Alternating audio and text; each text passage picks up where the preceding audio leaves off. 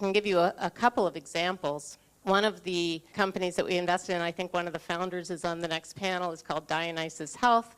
They have developed a blood test to predict in the third trimester of pregnancy to predict your likelihood or predisposition toward postpartum depression. And I think this is a problem that is not fully understood or given enough importance, because if you look at, sadly, you had mentioned how the numbers on longevity in this country are going down instead of up.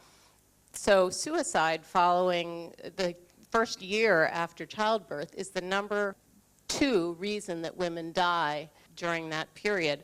And I think there's so much shame around it that a woman has a new baby and is really hesitant to tell her doctor that she wants to kill herself and her baby and that she actually hates this beautiful baby.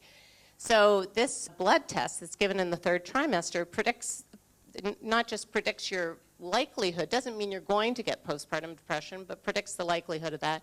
And as a result, they can get a referral. They know that this is not a failure on their part, but a medical issue that they should be aware of. We also have a company that we invested in that does fMRI imaging of the brain. It's an amazing team out of Harvard, psychiatrist, someone who ran imaging at Harvard Medical School.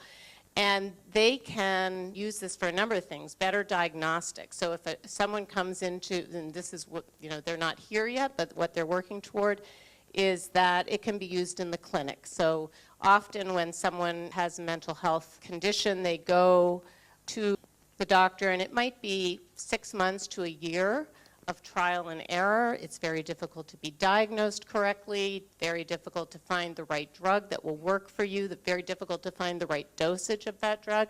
And what they're working toward is to be able to use biomarkers in the brain, fMRI imaging to help treat, both diagnose and treat quickly and effectively versus this very long period of trial and error, which often has terrible outcomes. So there's a lot going on, and I think that I really sort of go back to the understanding of biomarkers, better brain imaging that's certainly making me very optimistic that there is going to be a lot more innovation in this space and better therapeutics, better diagnostics,